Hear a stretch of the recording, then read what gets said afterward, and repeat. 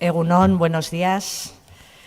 En primer lugar, lógicamente, daros la bienvenida a esta sesión del programa de reflexión dirigido a profesionales sobre la violencia contra las mujeres en esta primera sesión del año 2019.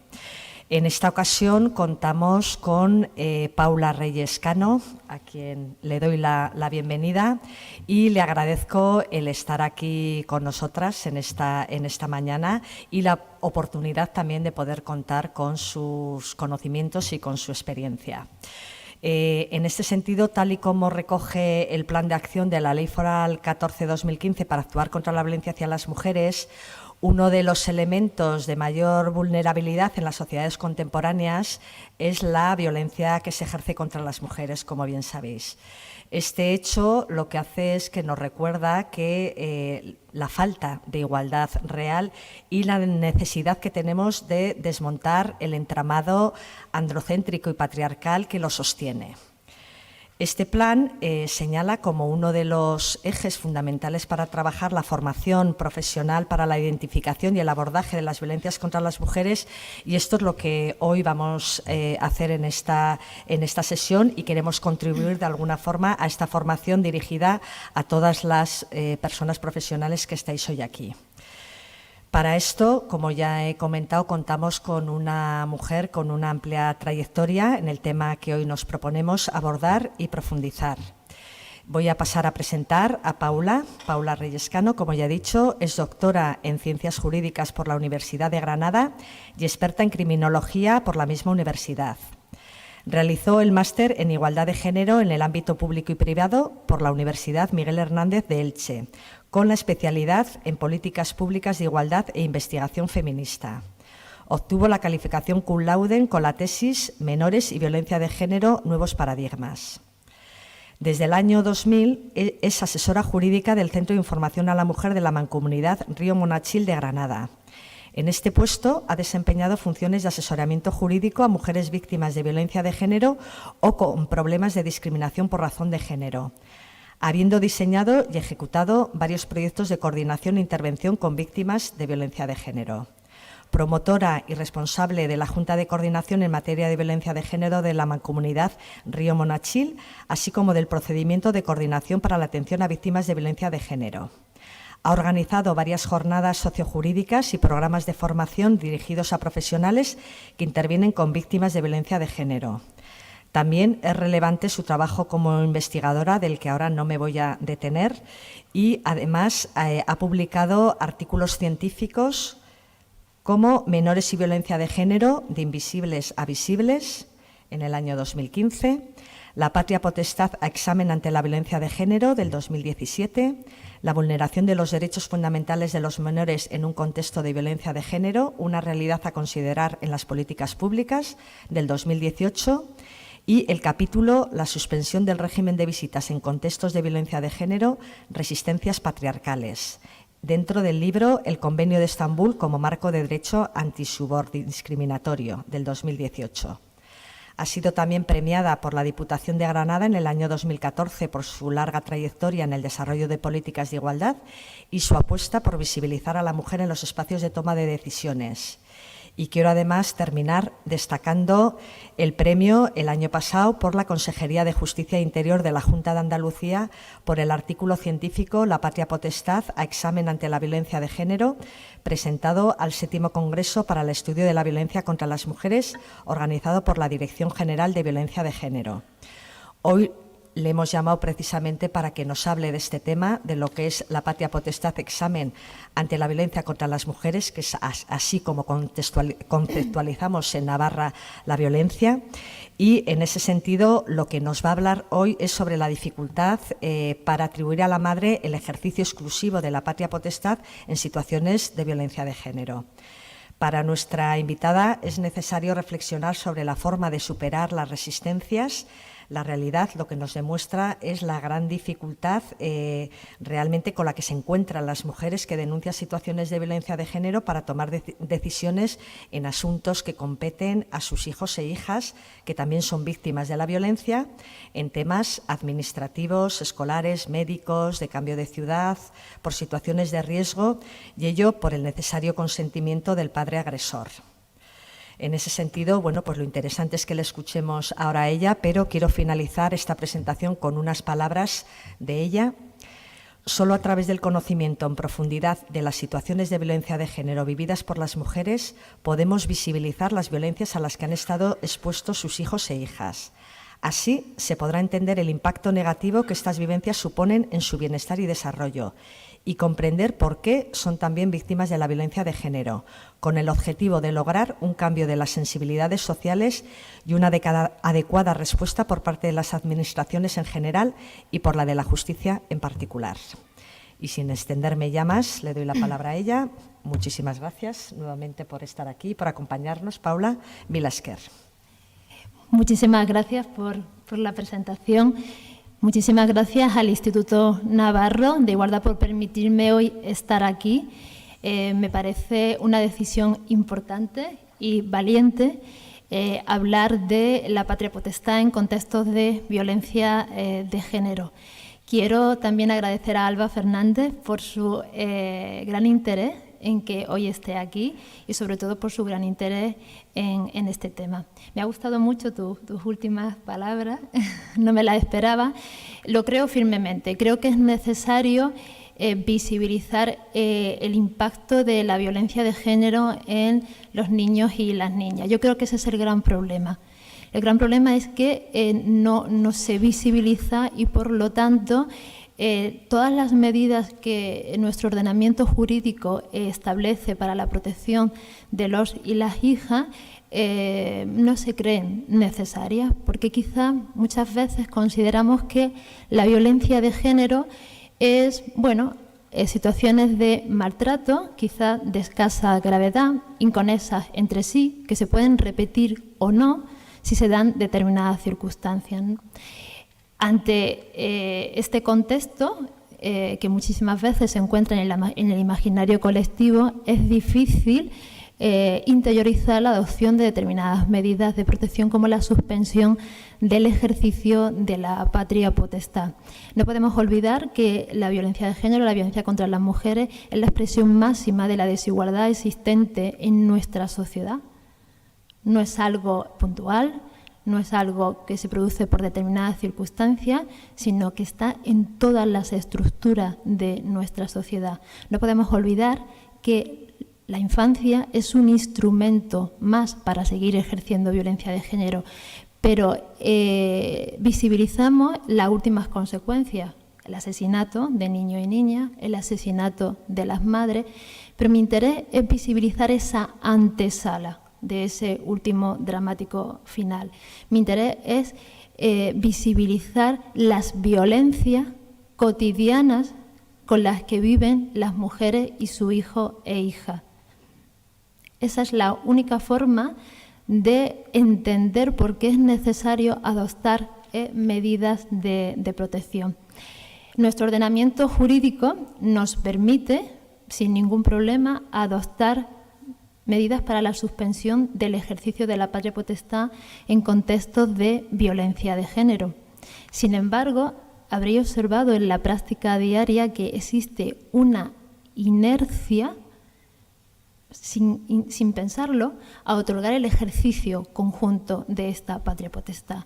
Esto genera consecuencias importantes en la vida de esos niños y niñas en definitiva, porque las madres no pueden tomar decisiones en asuntos del interés de la infancia, de esos niños y niñas, por la oposición, la negación o la negligencia del padre agresor. Es necesario, y haciendo honor al nombre de esta jornada de reflexión, es necesario reflexionar sobre por qué se producen esas inercias, por qué se producen esas resistencias. Me voy a remontar a la construcción del concepto de patria potestad, a cómo nace, a cuáles son los valores que sustentaron el nacimiento de esa institución y cómo influyen en la actualidad en nuestro ordenamiento jurídico, o más que en nuestro ordenamiento jurídico, cómo influyen también en la aplicación e interpretación del mismo por parte de los y las operadores jurídicos. Bien. Para ello, el contenido de mi intervención será el siguiente. Como os decía, realizaré un recordatorio sobre el origen de la patria potestad. Bueno, haré una breve distinción para las personas que no son del ámbito jurídico entre los conceptos de patria potestad, guardia y custodia y régimen de comunicaciones y estancias. Entraré en la nueva definición del interés superior del menor como categoría jurídica y como concepto jurídico que ha sido indeterminado, pienso que todavía, y se ha pretendido determinar con la modificación operada en el 2015. Y iremos a la práctica para hacer un análisis práctico jurisprudencial del ejercicio de la patria potestad en contextos de violencia de género a través de una investigación de las sentencias de Tribunal Supremo y de audiencias provinciales que ahora desarrollaré. Y por último, al hilo de lo que hablaba justo al inicio de la intervención, me interesa conceptualizar la infancia como víctima de la violencia de género y os mostraré brevemente los resultados de otra investigación que realicé con este objetivo. Bien, lo primero es realizar esta revisión de la categoría jurídica de patria potestad. Mi objetivo es irme al origen de la patria potestad y conectarla con el nacimiento del patriarcado moderno. Analizar si los valores que sustentaron el nacimiento de esta institución y su posterior vida se mantienen en la actualidad. Para ello, para ese estudio, analizaré el discurso oculto y silencioso que se esconde tras la resistencia de la suspensión del ejercicio de la patria potestad al padre que ejerce violencia de género. Para eso analicé las sentencias del Tribunal Supremo que se pronuncian en materia de suspensión del ejercicio de la patria potestad y regímenes de visita en contextos de violencia de género y el análisis exhaustivo de 85 sentencias de las audiencias provinciales que resuelven recursos ante decisiones de los juzgados de violencia sobre la misma materia. El periodo de estudio de las sentencias que os comento es el periodo 2015-2017, precisamente haciéndolo coincidir con la Ley Orgánica 8/2015 de modificación del sistema de protección a la infancia y a la adolescencia, que dota de contenido o establece una delimitación del concepto de interés del menor. El objetivo es ver cómo ha influenciado esa nueva delimitación del concepto del interés del menor en las sentencias analizadas. Tengo que hacer la aclaración de que la disposición transitoria única de esta ley dice que no será aplicable a procedimientos iniciados con anterioridad a la entrada en vigor de esta ley, si bien que sería el caso de las audiencias provinciales, que son procedimientos anteriores, como bien sabéis.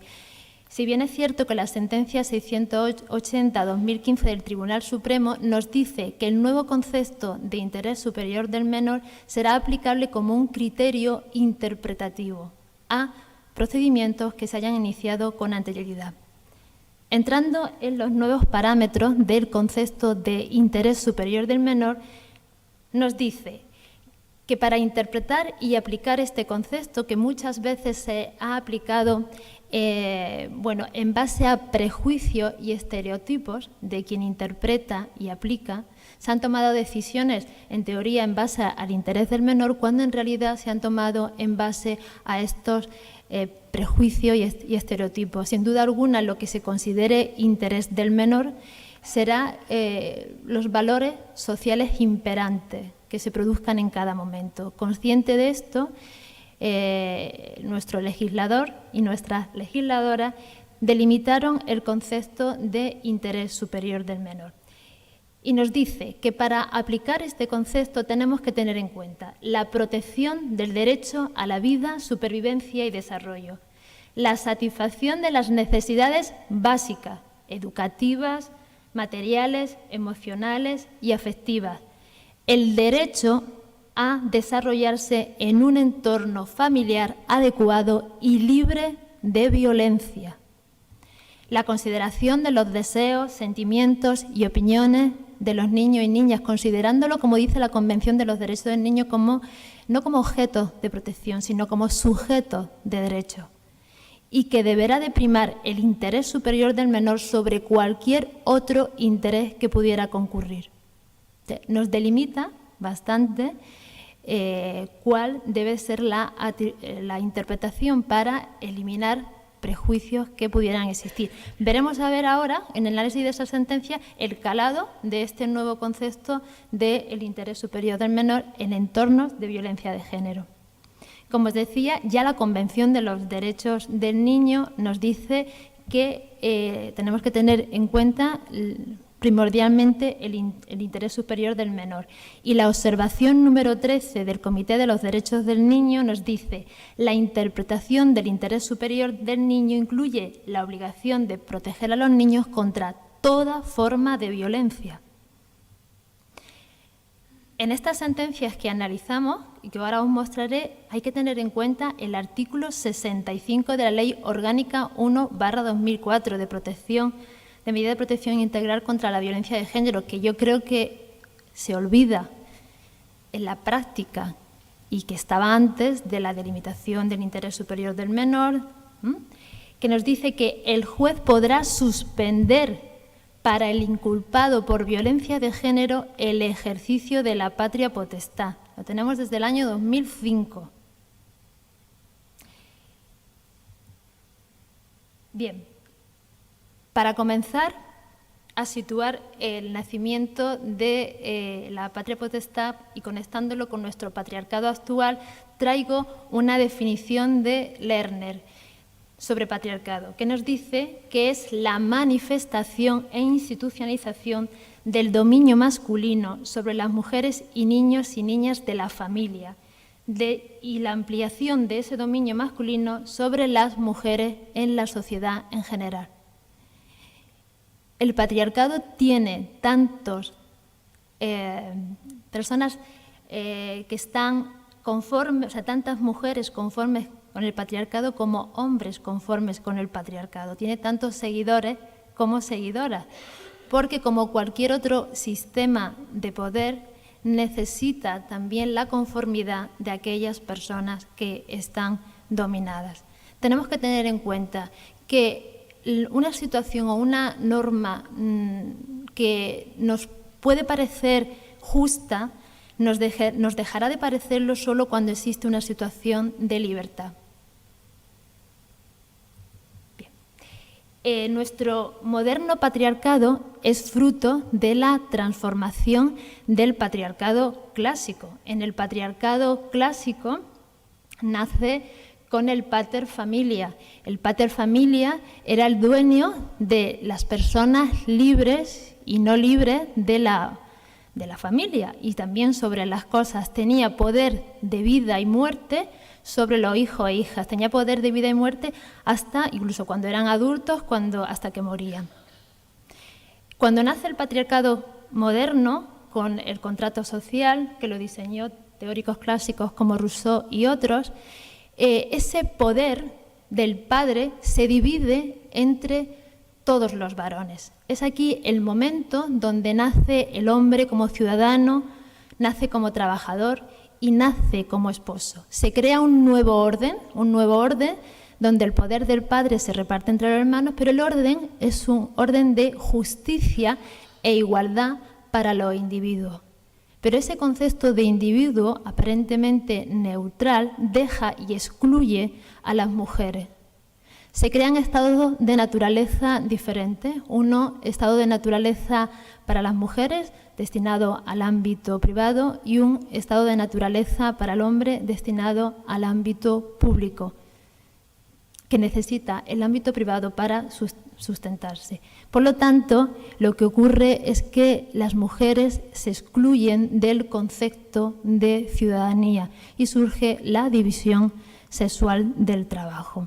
Esta es la transformación que se produce del patriarcado clásico al patriarcado moderno. Y voy a traer unas palabras que decía Rousseau, que yo las siento como muy presentes en este momento.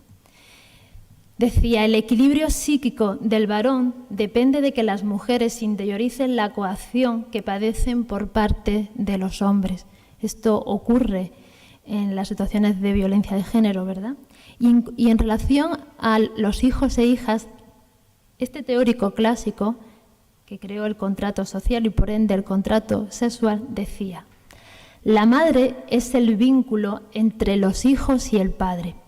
Ella se los hace amar y le inspira confianza para que los llame suyos. Aquel de los dos a quien la naturaleza confió el depósito de los hijos, le corresponde responder de ellos al otro.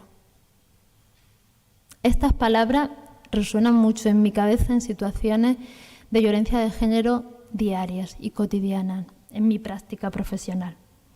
Si volvemos a ir al patriarcado clásico, voy a ir yendo y viniendo, pues en nuestro derecho de familia sabéis que tiene una gran influencia del derecho romano. En el derecho romano, como os decía, el pater familia tenía el poder absoluto y se crea la figura jurídica de patria potestad. La patria potestad significa el reino del padre. Con todas las compilaciones posteriormente a la Revolución Francesa, las codificaciones napoleónicas, la posición en la que se sitúa a la mujer es como una permanente menor de edad. Como sabéis, no podía tomar decisiones básicas para su vida, ni fijar su domicilio, ni administrar sus bienes. Solamente tenemos que recordar nuestro artículo 57 del Código Civil, si mal no recuerdo, donde decía que la mujer debía obediencia al marido, directamente proveniente del derecho de familia. Pero no solo eso, sino que la madre no podía ejercer la patria potestad. Nuestro Código Civil establecía que de 1889 decía que el padre y en su defecto la madre tienen potestad sobre los hijos no emancipados. El no tener la patria potestad pues traía consecuencias nefastas, es decir, si el marido moría y ella decidía volver a contraer matrimonio, perdía la patria potestad sobre su hijo, a no ser que hubiera dejado en testamento el marido diciendo que podía volver a casarse. Y si se producía una ruptura, el marido podía, lógicamente, separar a la madre de su hijo, con las consecuencias que eso tenía para esas criaturas, ¿no? Pues esta situación tan lamentable perduró hasta 1981, en el que ya el Código Civil reconoce que la madre también ostentará la patria potestad. Aunque ocurre en el 1981, todavía perduran en muchas subjetividades la idea de la necesaria autorización del padre para el adecuado ejercicio de la patria potestad. Y llegamos a la reforma ocurrida en la Ley 26/2015 de modificación del sistema a la protección a la infancia y a la adolescencia. Aquí, la ley hubiera sido un buen momento para eliminar de nuestro ordenamiento jurídico este concepto de patria potestad que significa el reino del padre. Sin embargo, se resiste y dice la patria potestad como responsabilidad parental, porque la Convención de Naciones Unidas de los Derechos del Niño le exige que los niños sean tratados como sujetos de derechos, como os decía anteriormente. Entonces dice, voy a poner responsabilidad parental, pero no voy a eliminar el concepto de patria potestad. ¿Por qué nuestro ordenamiento jurídico se resiste a eliminar un concepto que representa la inferioridad jurídica de la mujer históricamente? ¿Por qué se resiste a eliminar un concepto que representa la confluencia de todo el patriarcado, el clásico y el moderno? Como os decía, me parece muy importante este texto de la observación número 13 del Comité de los Derechos del Niño, que nos dice: es necesario adoptar un nuevo paradigma y alejarse de enfoque de la protección del niño que perciben y trata a los niños como objetos que necesitan asistencia y no como personas titulares de derechos, entre ellos el derecho inalienable a la protección. Sin embargo, la ley foral, vuestra ley foral, sí que elimina el concepto de patria potestad y pasa a llamarse responsabilidad parental. Dejo ahí esa nota también luego para el debate. Volviendo otra vez a nuestro código de 1889, y esta vez para hablar de cómo se ha considerado a los niños y niñas, el padre tenía la facultad de corregir y castigar. Así lo decía el artículo 155, corregir y castigar moderadamente a los hijos. La ley de 1981, que modifica el Código Civil, ya le da también esta facultad a la madre, pero suprime el castigo. ¿Por qué? Porque era totalmente contrario a todas las convenciones. El artículo 19 de la Convención de los Derechos del Niño dice que esto es contrario a todos los derechos del niño y de la niña. Por lo tanto, la Ley 54/2007 de Adopción Internacional eliminó esta facultad y dice que la patria potestad se ejercerá con respeto a su integridad física y psicológica. Se elimina esta facultad de corregir y castigar definitivamente. La ley foral habla de enmendar razonable y moderadamente la conducta de los hijos con pleno respeto a su dignidad y en aras a su debida formación. Esta facultad de corregir y castigar, junto con la debida obediencia de la mujer al esposo, pues representa todo lo que significaba la patria potestad en su origen, el poder del padre sobre todos los miembros de la familia, mujer, hijos e hijas y cosas, ¿no? Vamos a entrar, decía que el concepto de patria potestad, el contenido de la patria potestad no tiene nada que ver con esa idea originaria del poder del hombre por naturaleza. O sea, son una serie de funciones que corresponden tanto al padre como a la madre, como son tenerlos en su compañía, alimentarlos, educarlos y procurarles una formación integral, representar y administrar sus bienes. O sea, no tiene nada que ver. Pienso que sería necesaria una modificación del artículo 154 del Código Civil, en primer lugar, donde se visibilizara la función materna y la función paterna.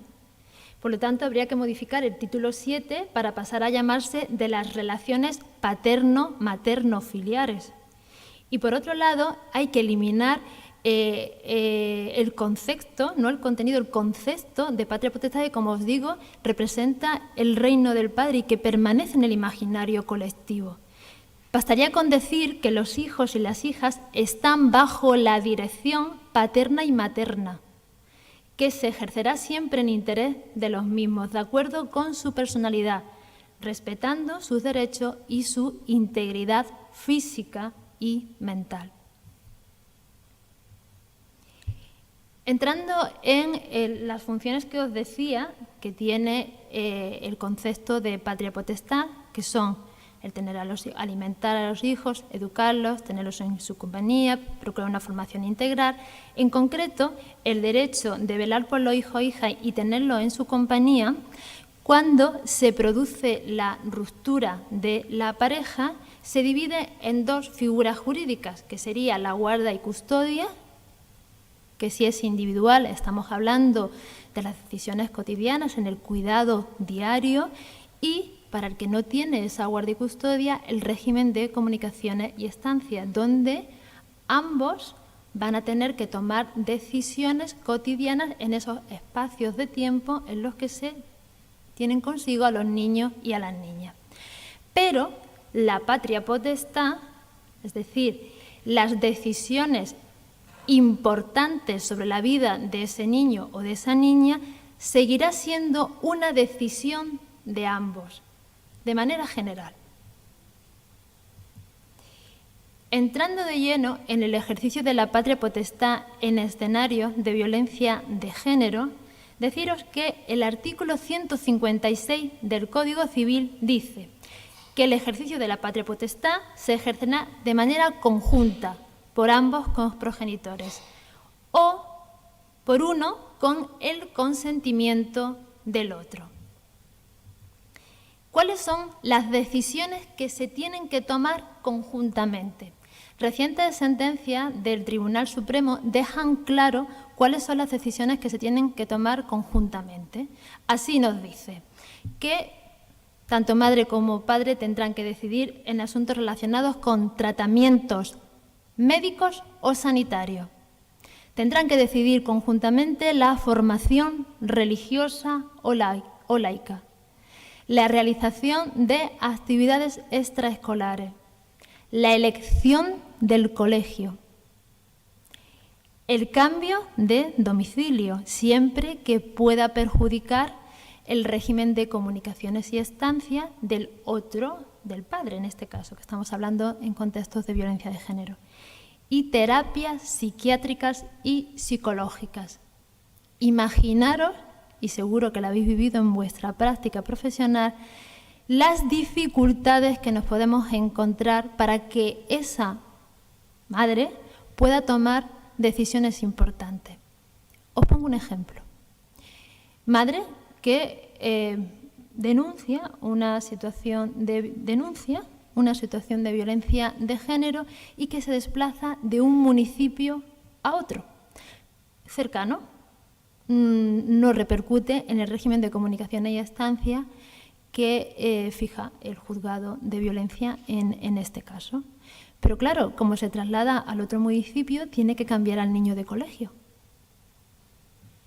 Pero el padre, que conoce perfectamente sus funciones como padre, dice no. Yo quiero tenerte cerca, porque así yo controlo. Y la madre, que en el colegio no le han puesto ningún problema y ha podido matricular al niño, tiene a su niño en el otro colegio. Y el padre se va a las instancias superiores y dice, yo no he dado la autorización. Y dice allí la delegación de educación, ¿ah, no? Pues entonces toman la decisión en ese momento de retrotraer al niño al colegio en el que estaba anteriormente. ¿Por qué? Porque es una decisión de patria potestad.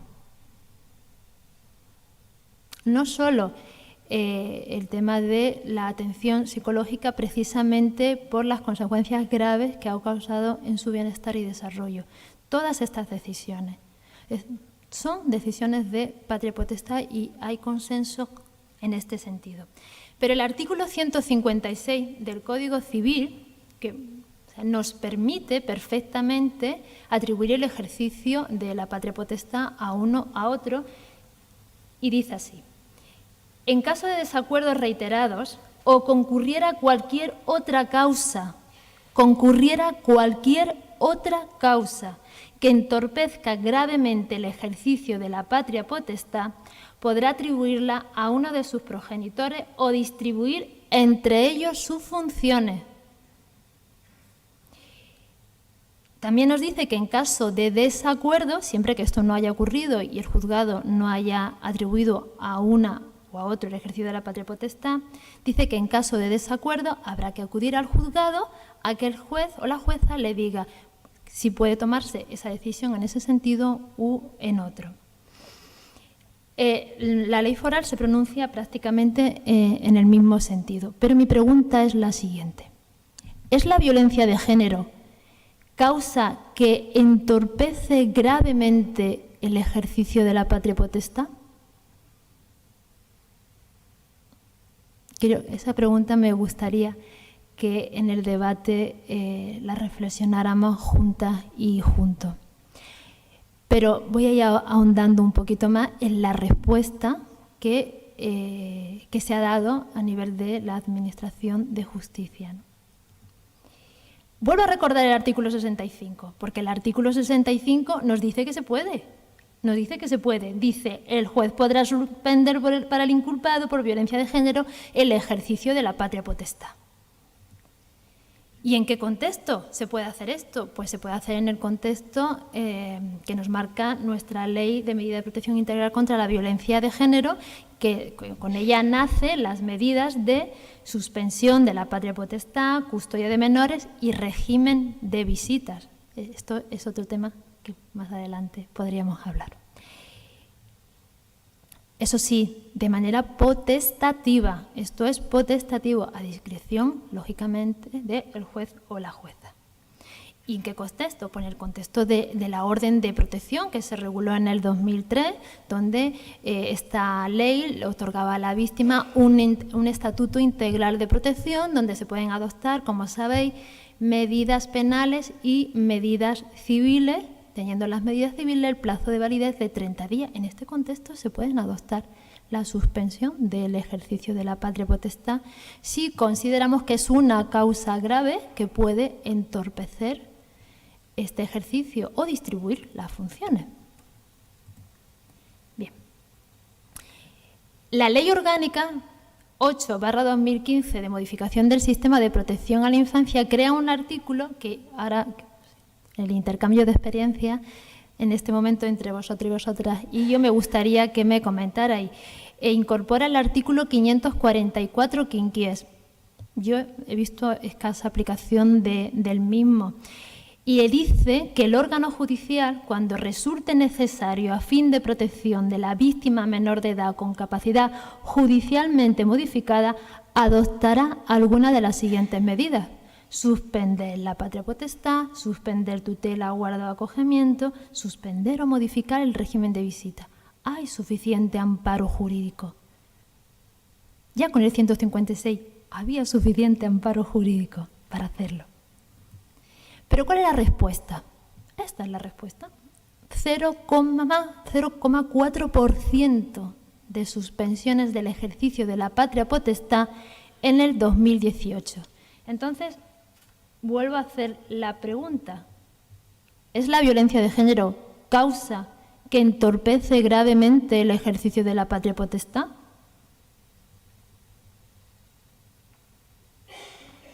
Bien.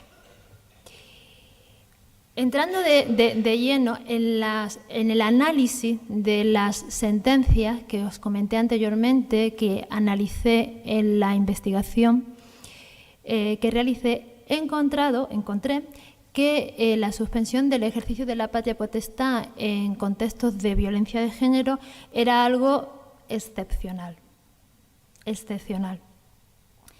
En aquellos casos en que se haya producido la suspensión del ejercicio de la patria potestad, se dieron otras circunstancias añadidas a los contextos de violencia de género. Por ejemplo, y ahora lo desmenuzaré un poquito más, padre privado de libertad por delitos de violencia de género. Encontré sentencias donde se suspendía del ejercicio de la patria potestad. Ya me explicaréis cómo se va a poner de acuerdo la madre con el padre privado de libertad para el ejercicio de la patria potestad. Es una cuestión práctica, nada más. Cuando había una prohibición y comunicación que se extendía a los hijos. ¿Esto en qué se traduce? En maltrato grave directo a los niños y niñas, que es lo que ocurre con la suspensión del régimen de comunicación y estancia. Cuando ocurre un maltrato grave a los niños y a las niñas, grave, acreditado, grave. Un padre ausente en la vida de los hijos o hijas. También hemos encontrado alguna sentencia, además de la violencia de género, recordar, violencia de género más. Un padre ausente en la vida de los hijos, o sea, extraño en la vida de los hijos y de la hija, totalmente extraño. Y como decía, se otorgó el ejercicio exclusivo a la madre por la situación de violencia de género de manera anecdótica, pero traigo las dos sentencias que encontré que me parece que son una solución muy acertada y de sentido común. Las sentencias donde se suspende el ejercicio de la patria potestad al padre privado por delitos de violencia de género, pues son sentencias, lógicamente, muy acertadas, donde argumentan el nuevo concepto del interés superior del menor, donde argumentan el artículo 65, pero es que he encontrado muchas más donde, estando el padre privado de libertad por violencia de género, no se suspende el ejercicio de la patria potestad. Se suspende el régimen de comunicaciones y estancia por una razón no siempre obvia, porque encontramos sentencias donde se establecen comunicaciones de los niños y niñas con el padre en prisión. Esto existe y las encontramos.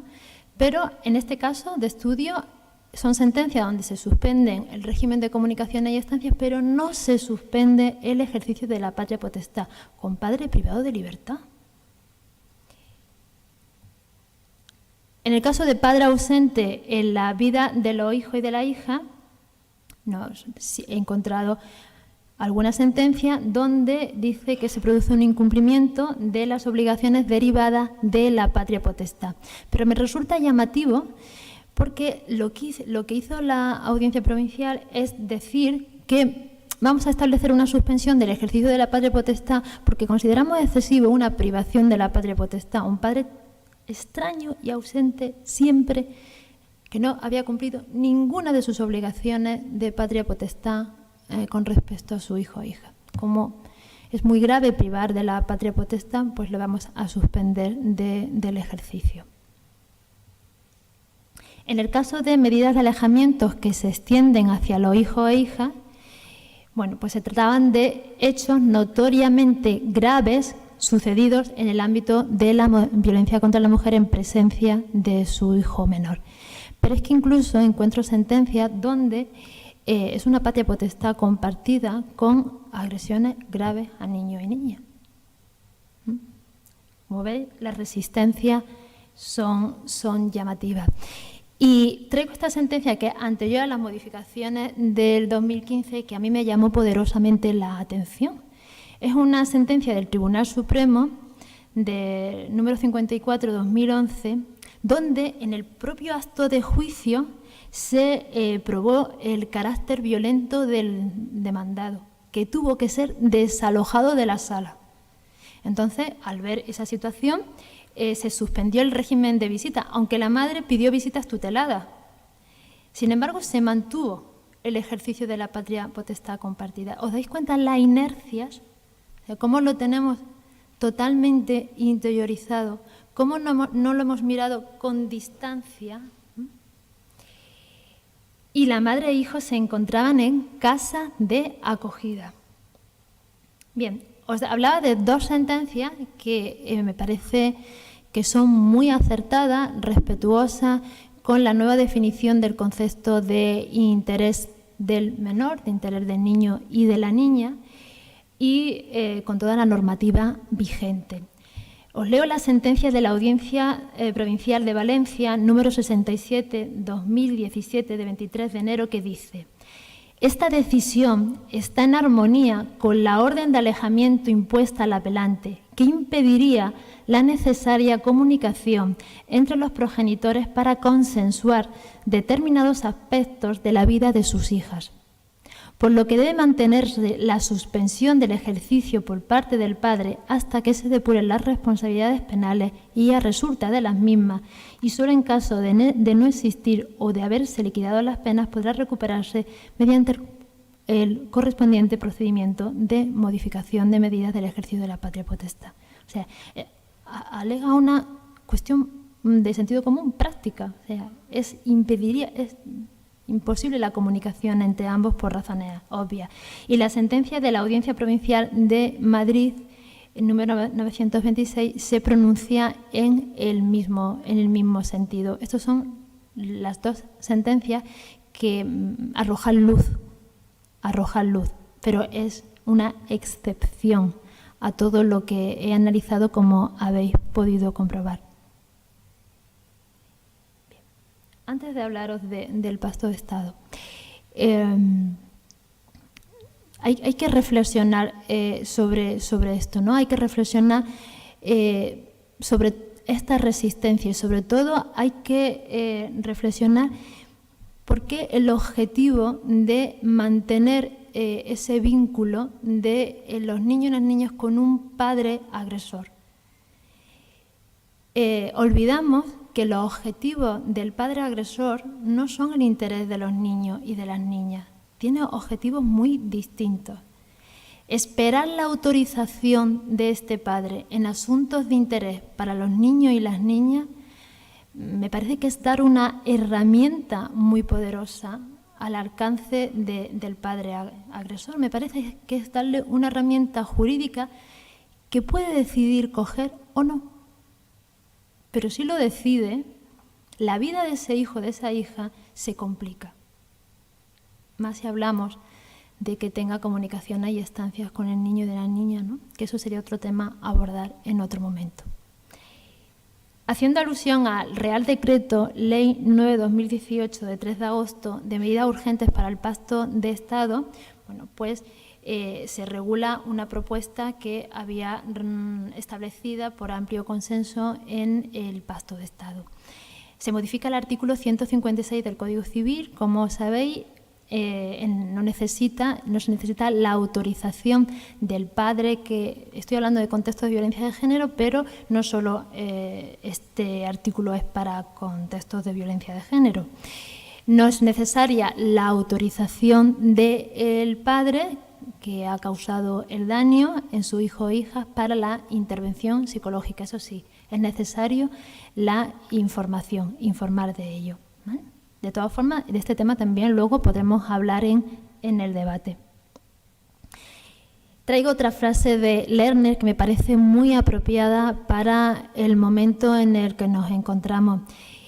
Dice así: el sistema de pensamiento patriarcal está tan imbuido en nuestros procesos mentales que no podemos sacárnoslos de encima hasta que no seamos conscientes de ello, lo cual supone un esfuerzo especial.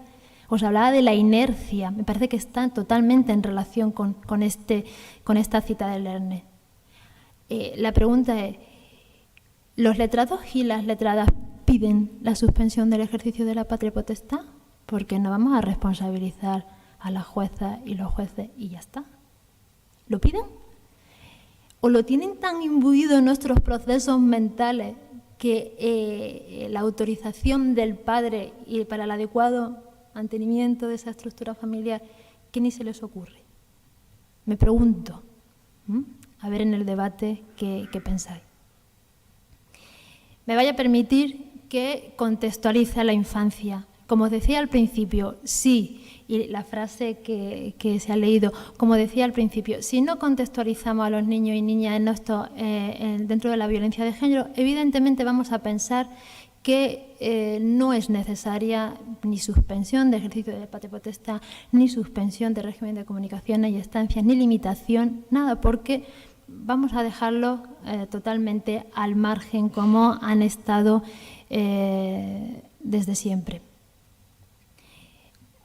Haré un paseo rápido desde que se regula por primera vez el delito de violencia doméstica hasta el 2003 para entrar en nuestra Ley Orgánica de Medida de Protección Integral contra la Violencia de Género, para pasar a la Ley Orgánica 8/2015, donde se nos dice que los y las menores son víctimas de la violencia de género. Y os traeré los resultados también muy brevemente de una investigación cuantitativa y cualitativa sobre el impacto de la violencia de género en los niños y las niñas y su respuesta por parte de la Administración. Bien, si hacemos el paseo por la violencia de género, desde el nacimiento del delito de violencia doméstica hasta el año 2003, vemos que a las mujeres y a la infancia se les sitúa como seres frágiles, necesitados de protección en el entorno de las violencias domésticas. Solo en el 2003 ya aparece la pena de inhabilitación para el ejercicio de la patria potestad. Ahí ya vemos algo. Pero quería traeros en el informe que la Comisión de las Relaciones de Defensor del Pueblo y de los Derechos Humanos encargados del estudio de la mujer maltratada en 1989 ya nos decían y nos alertaban de las graves consecuencias de la violencia de género en la infancia. Y decía así: el fenómeno de la violencia que sufren las mujeres está, por un lado, muy relacionado con el que sufren los menores dentro del mismo núcleo familiar. o de convivencia. En muchas ocasiones se produce coetáneamente. En otros, los daños para los menores que se derivan de la contemplación del maltrato cotidiano de su madre son psíquicos, con graves consecuencias para su estabilidad emocional y para su aprendizaje de actitudes ante la vida. Esto lo decían nuestras antecesoras feministas importantes, lo decían en 1989. Hemos tenido que esperar a 2015. Pero anterior a la regulación de la orden de protección, en la ponencia sobre la erradicación de la violencia doméstica constituida en el seno de la Comisión Mixta de los Derechos de las Mujeres, también lo decían. Decían, los hijos son víctimas invisibles que rodean a la mujer maltratada. Iban un poco más, decían, la protección de los hijos exigirá utilizar adecuadamente las distintas posibilidades que ofrece el Código Civil para suspender o limitar las visitas, privar de la patria potestad. Ante el derecho del padre a ver a su hijo o hija, debe tenerse en consideración que un padre maltratador nunca es un referente educacional para su hijo o hija.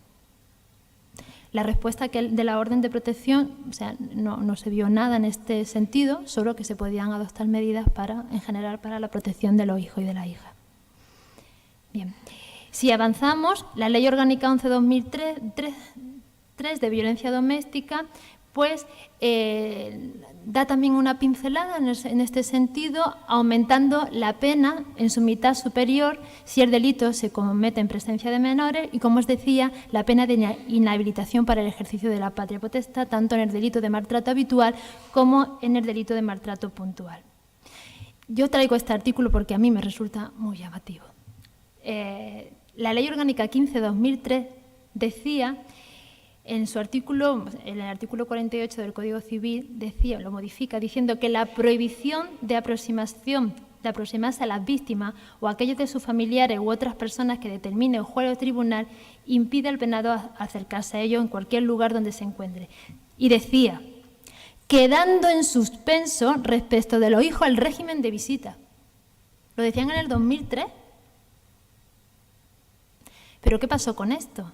Pues que la exposición de motivos de esta ley decía, podrá suspenderse las visitas. Entonces, pues, ¿cuál ha sido la interpretación? Pues la interpretación es que este precepto estaba mal regulado y que lo que realmente quiso decir el legislador es que podrá, y así ha sido, podrá. Cuando llegamos a la Ley Orgánica 1/2004 de medidas de protección integral, por fin se sitúa la violencia de género como el símbolo más brutal de la desigualdad existente en nuestra sociedad y se conceptualiza la violencia de género como una forma de discriminación, como os decía. Y es el primer paso para conceptualizar a la infancia como víctima de la violencia de género. Y nos lo decía así la ley, decía que las situaciones de violencia sobre la mujer afectan también a los menores, que se encuentran dentro de un entorno familiar, considerándolo, aquí decía, víctimas directas o indirectas. Y decía, y de esto me contaréis, los servicios sociales de atención a la mujer deberán de contar con personal específicamente formado para atender a los menores, con el fin de prevenir y evitar de forma eficaz situaciones que puedan comportar daños psíquicos y físicos a los menores. Me contáis sobre esto, ¿vale? Bueno, vamos avanzando y encontramos con informes de Save the Children en el 2006 y 2011, donde nos dicen que había un déficit de recursos para la atención a niños y niñas por no considerarse víctimas de la violencia de género. También podremos hablar ahora cómo la consideración de víctima dota de más recursos o no. Pero fue un avance porque el informe sobre la violencia de género se realiza por parte del Observatorio de Violencia de Género, un informe sobre el impacto de la violencia de género en la infancia. Hay algo muy importante, que es que en el protocolo básico contra el maltrato infantil se incorpora los menores y las menores víctimas de violencia de género, ¿no? Que es el sistema de detección de maltrato infantil a nivel de los servicios sociales. Y esto porque así lo dice el Plan Estratégico Nacional de Infancia y de Adolescencia. Y finalmente llega nuestra Ley Orgánica 8/2015, que reconoce a los y las menores como víctimas de la violencia de género, modificando el artículo 1 de la Ley de Medidas de Protección Integral contra la Violencia de Género. Esta ley realmente no dota, desde mi punto de vista, herramientas mucho más contundentes para la protección de los hijos de hijas, diferentes a las que ya existían, pero sí me parece que hay algo fundamental, y es que lo consideran víctimas y podemos defenderlo. También lo reconoce como víctimas no solo de la violencia de género, sino de la violencia doméstica, el Estatuto de la Víctima.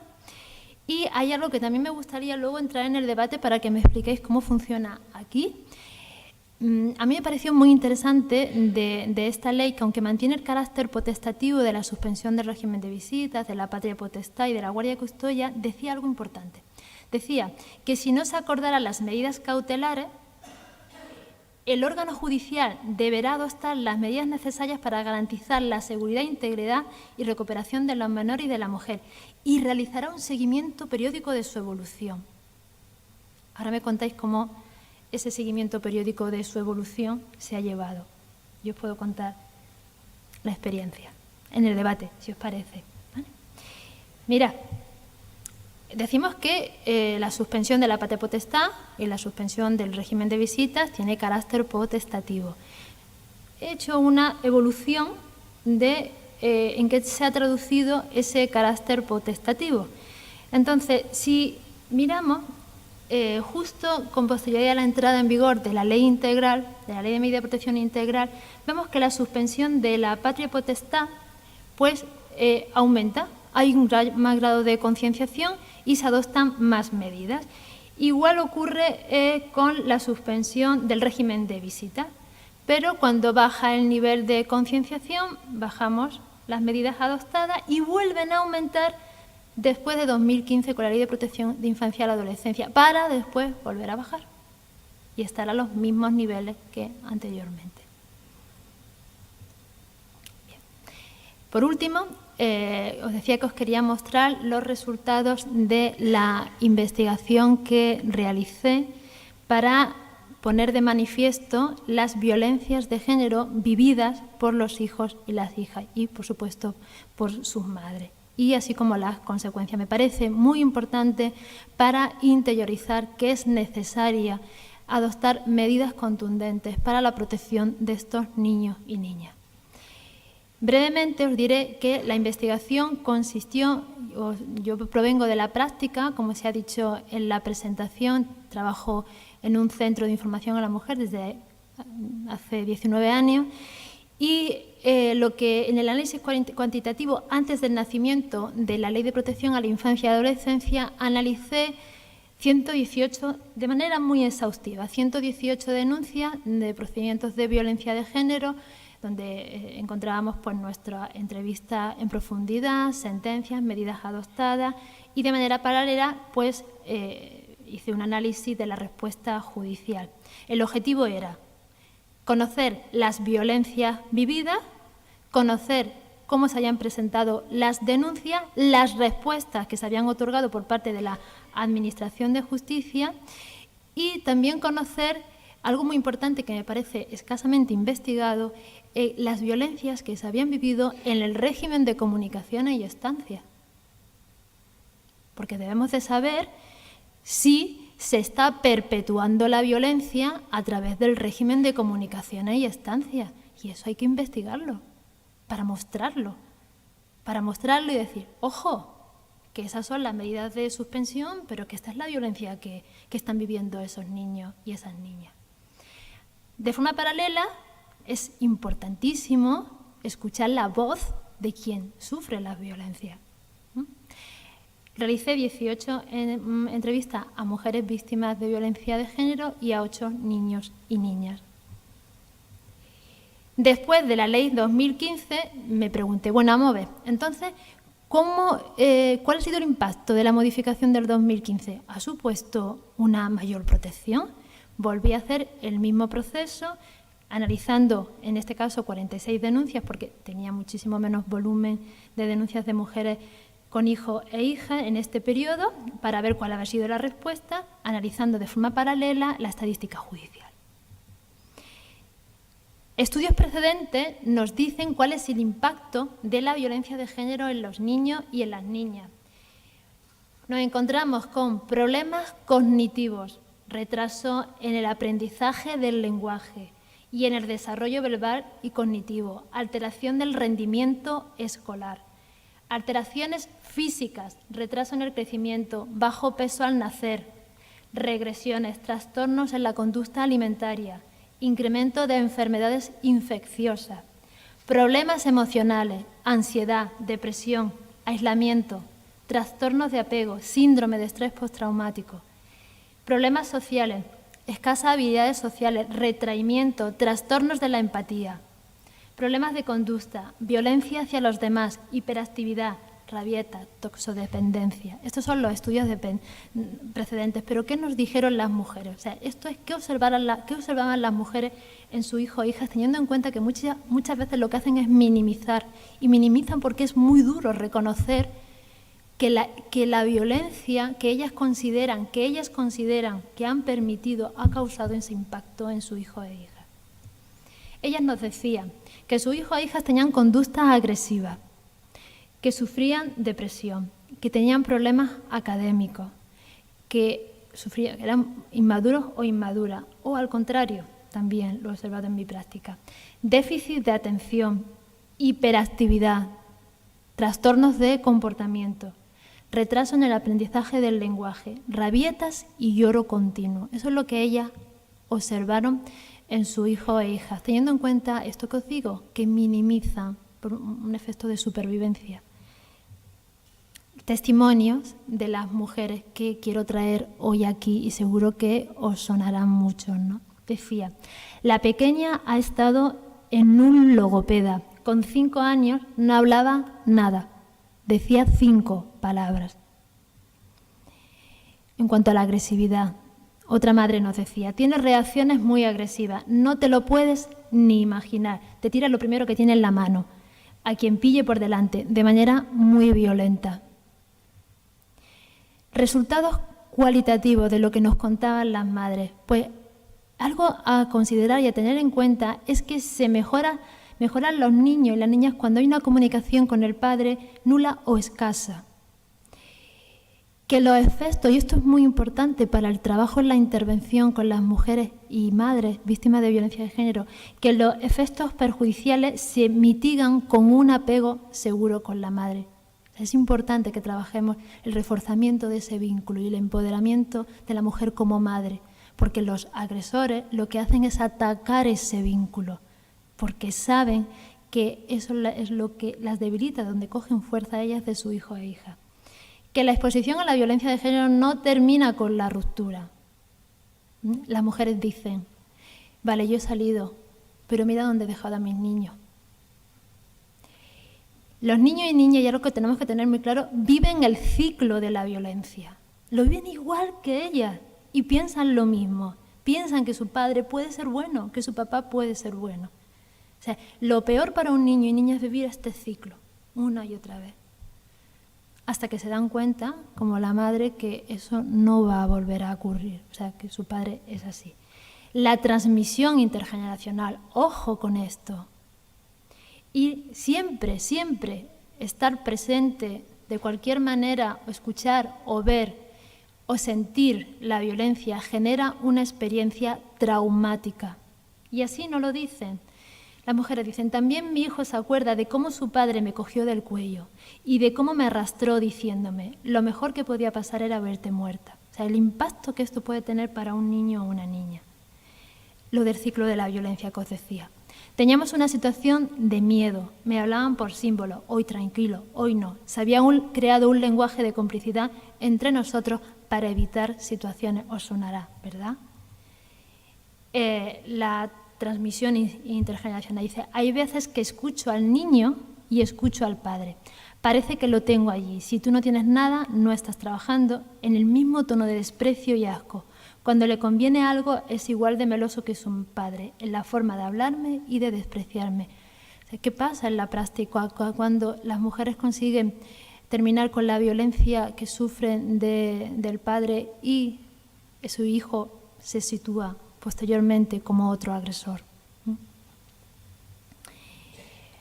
La experiencia traumática que os decía. Mi niña y yo nos orinamos encima aquella noche. Aquellos golpes en la puerta, aquellas patadas, me iba a matar. Los efectos del régimen de comunicaciones y estancia.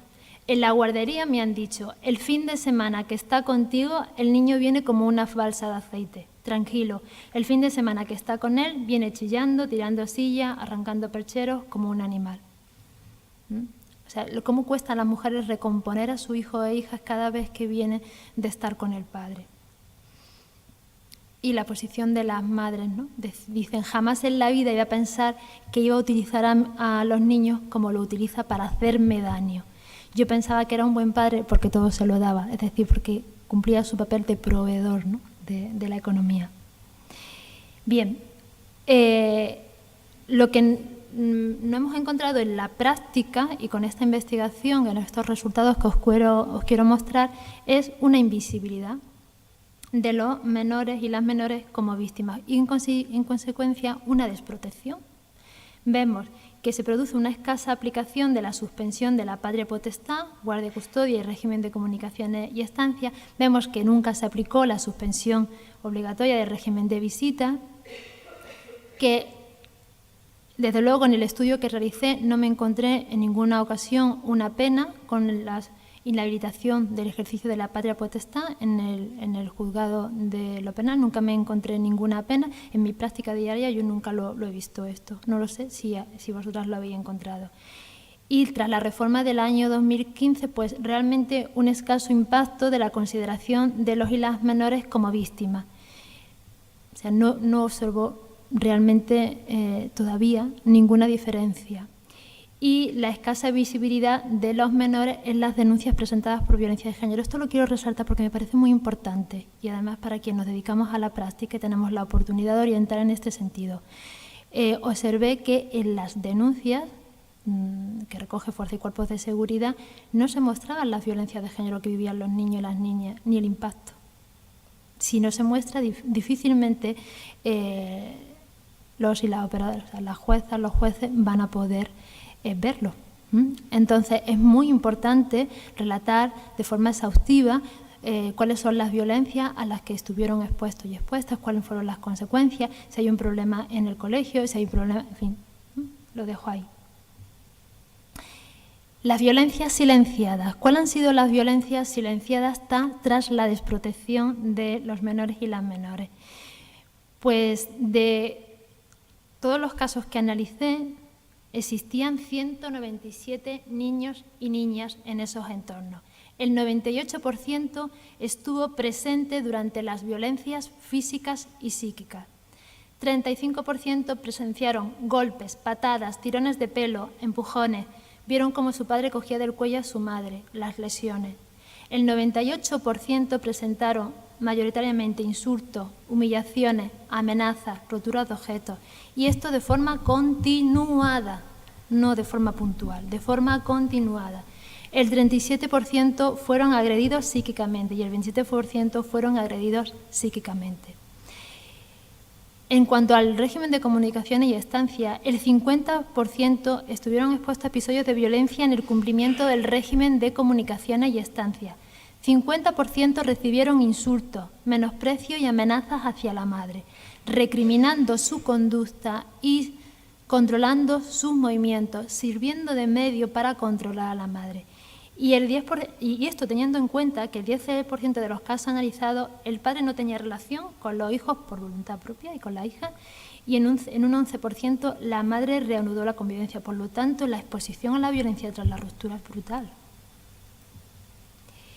Por último, os traigo este testimonio tras el régimen de comunicaciones y estancia de una niña que sigue peleando por estar libre de esta violencia, que dice: mi hija tiene un continuo sufrimiento y es ¿por qué yo? ¿Por qué te has equivocado? Y sobre todo, ¿por qué me tengo que ir? Pienso que detrás de la obstinada desprotección de la infancia víctima de la violencia de género, ahí se encuentra pues toda la ideología patriarcal que hemos hablado desde el principio, cuando hablaba de patria potestad, y adultocéntrica, o sea, es decir, aquella ideología que piensa que cualquier forma de sentir y pensar de un niño o una niña no tiene la menor importancia, sino que la única importancia la tiene la posición adulta, y que es necesario situarlo a los niños y a las niñas en el centro del problema y no en los márgenes, como titulares de derechos y plenos ciudadanos y ciudadanas. Muchísimas gracias.